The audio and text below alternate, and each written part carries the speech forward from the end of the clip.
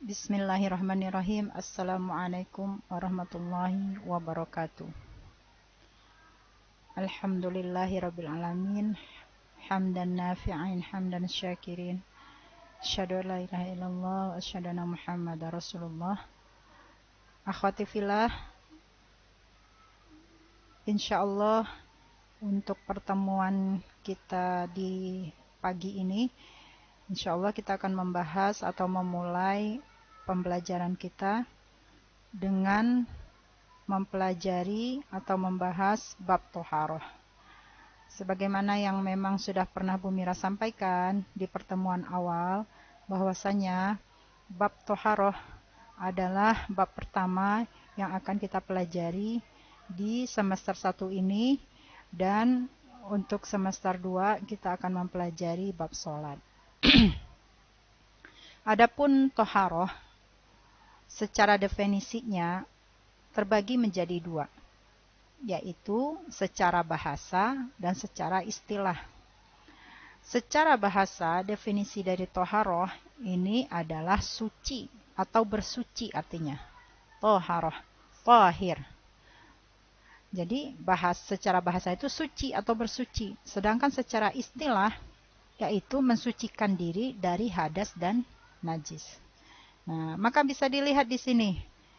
Secara istilah ada dua hal yang akan kita sampaikan atau yang akan kita bersihkan, yaitu hadas dan najis.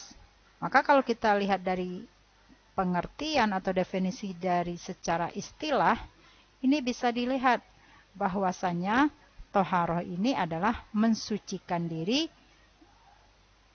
dari hadas dan najis. Jadi jika kita ingin mensucikan diri, itu hanya ada dua hal ini. Kalau tidak hadas, pasti najis. Nah, jadi kata kunci dari toharoh secara definisi ini ada di dua kata ini. Jadi kalian silahkan ingat kata ini. Dalilnya kemarin juga mungkin sudah sempat Bu Mira sampaikan ya dalilnya. Nah, ini bisa dilihat di surat Al-Baqarah ayat 222. Silakan kalian buka ya, surat Al-Baqarah ayat 222. Nanti bisa dilihat di situ, dicari. Di situ dituliskan di akhir ayat surat Al-Baqarah ayat 222, A'udzu billahi minasyaitonir rajim. Bismillahirrahmanirrahim. Innallaha yuhibbut tawwabina wa yuhibbul mutatahhirin. Sesungguhnya Allah menyukai atau mencintai orang-orang yang bertaubat dan mensucikan diri. Sebelum Bu Mira membahas tentang dalil ini, ada beberapa hal yang memang ditekankan. Kenapa pada akhirnya bab toharoh ini dipelajari, ini dibahas di awal bab. Karena bab toharoh ini adalah, bab bersuci ini adalah bab yang sangat penting. Kenapa?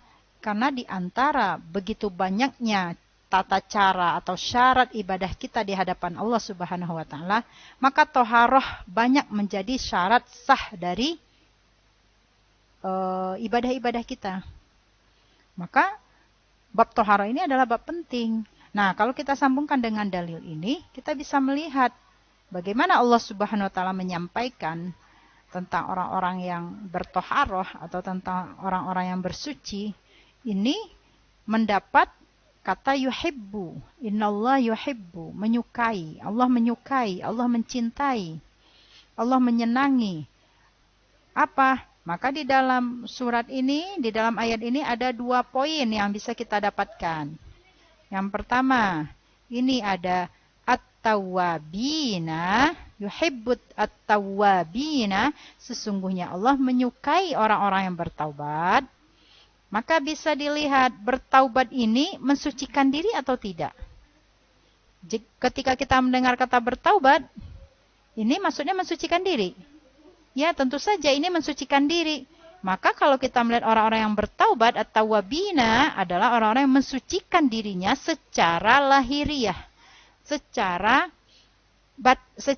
yang tidak terlihat dalam dirinya. Yaitu hatinya. Berarti ini bertaubat dari apa? Dari kemaksiatan kepada Allah. Dari dosa-dosa kepada Allah Subhanahu wa taala. Maka Kalau di poin pertama ini Allah menyukai orang bertaubat, maka di poin kedua kita bisa melihat al-mutatahhirin, mensucikan diri. Dan Allah juga menyukai atau mencintai orang yang mensucikan diri. Nah, di poin kedua al-mutatahhirin, ini adalah poin yang akan kita bahas sekarang, yaitu tentang mensucikan diri kita dari hadas dan najis.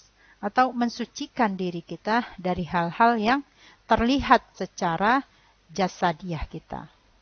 Nah, Allah di sini menggandengkan kata yuhibbut tawabina wa yuhibbul mutatahhirin. Artinya, bagi seorang muslim, bagi seorang mukmin, toharoh ini tidak saja mencakup satu hal saja. Tidak at-tawabina saja, tidak al-mutatahhirin saja, tapi harus mencakup dua-duanya. Maka bagi seorang mukmin, bertaubat ini adalah hal yang harus dilakukannya. Dan mensucikan diri al-mutatahhirin juga adalah hal yang harus dilakukannya. Maka sungguh sangat luar biasa, sangat sempurna pribadi seorang muslim ketika dia selalu bertaubat, mensucikan dirinya dari dalam secara lahiriah ruhiyahnya, dan dia juga mensucikan dirinya secara jasadiahnya. Harus seimbang berarti.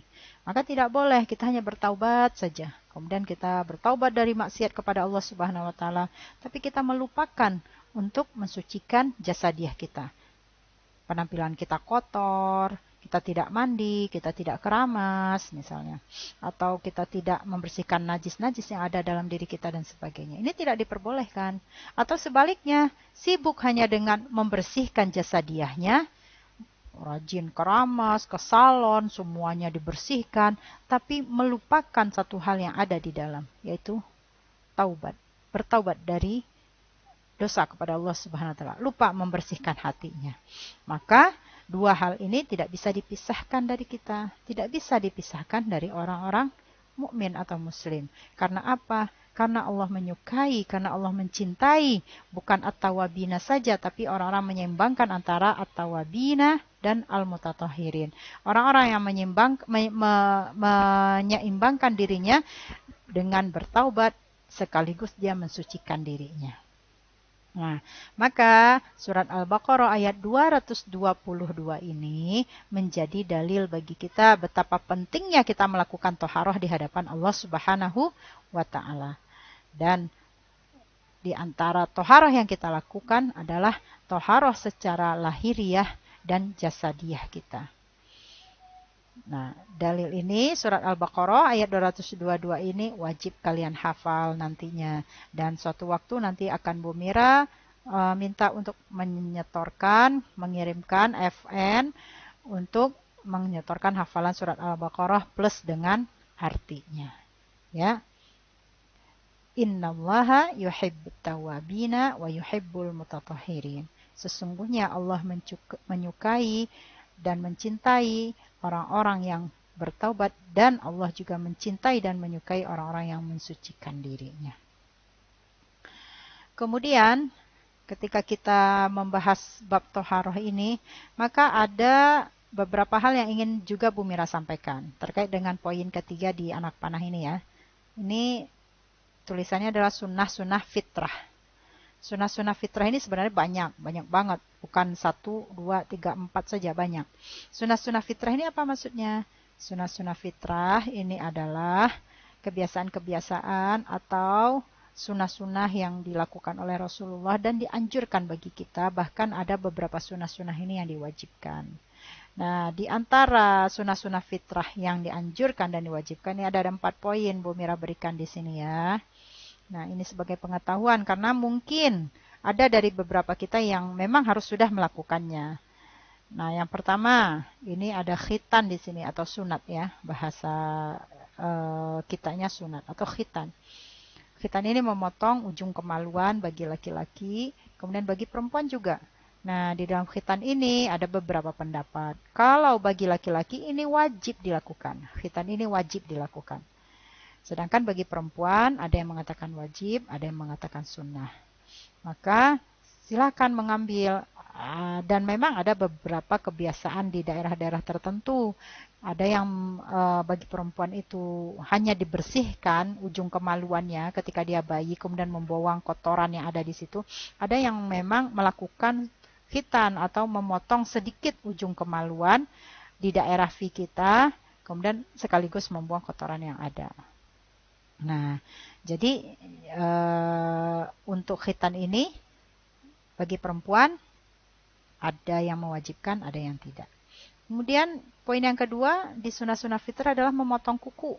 Nah, berarti kalau di sini ada memotong kuku, berarti kita dianjurkan untuk tidak berkuku panjang.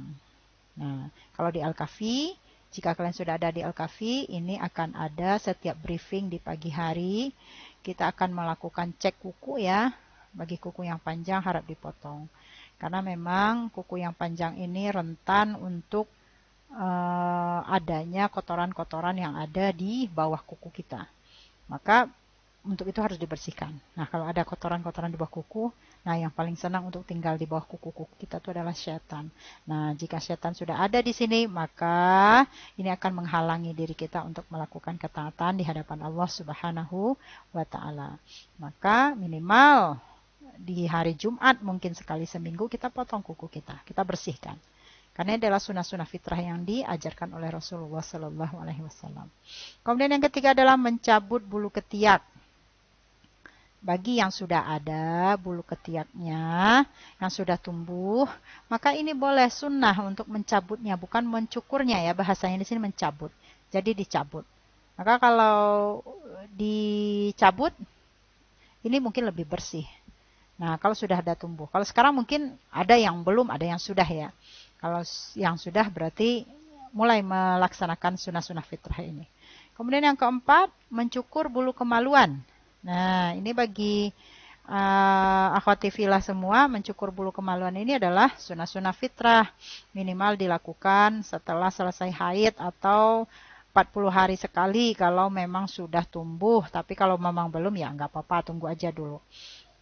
Tujuannya dicukur, jangan dicabut. Jadi bulu kemaluan dicukur dengan sesuatu yang mungkin kalian yang lebih paham.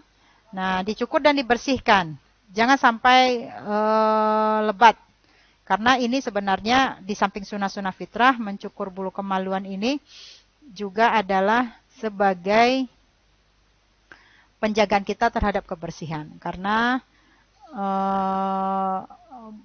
bulu-bulu itu biasanya kalau kita pipis, misalnya kalau perempuan pipis itu kan airnya bisa nempel di situ. Nah, kalau airnya bisa nempel di situ, nanti kalau dipakai celana dalamnya akan basah dan lembab. Nah, kalau lembab berarti nanti akan banyak bakteri yang akan hidup di sana. Maka ini sebenarnya secara kesehatan juga luar biasa disampaikan. Ini jadi dicukur. Nah, keempat hal ini bisa dilakukan dari sekarang jika memang situasi dan kondisinya kalian sudah ada. Ya, apalagi sekarang nih. Kalau ini mungkin tidak ya, karena sudah lewat. Sudah insya Allah biasanya sudah suka dibersihkan. Kalau ini memotong kuku ini akan selalu tumbuh kan sepanjang hidup kita. Ini akan selalu ada. Makanya 4 hal ini yang Bu Mira sampaikan, terutama yang 3 ini yang sekarang bisa jadi sesuai dengan kondisi kita. Ya. Nah, untuk pertemuan kali ini saja yang bisa Bu Mira sampaikan. Silahkan kalau ada yang bertanya, nanti kita buka lagi Zoom ya. Nanti akan Bu Mira buka lagi Zoom, kalian masuk lagi setelah pembelajaran ini. Jika ada yang bertanya, maka disampaikan langsung di situ dan akan Bu Mira jawab. Nah, sebelumnya berarti ini tolong dicatat di buku catatannya. Jadi Bu Mira minta 1 buku catatan dan dalil ini dicatat. Kemudian nanti dihafalkan dan disetorkan kepada Bu Mira. Ya, untuk penjelasan di bab Thaharah cukup dulu di awal. Bagi yang bertanya, ayo setelah ini kita masuk lagi ke Zoom dan persiapkan apa yang akan kalian tanyakan jika tidak ada yang dimengerti. Dari Bu Mira ini saja. Wabillahi taufiq wal hidayah. Wassalamualaikum warahmatullahi wabarakatuh.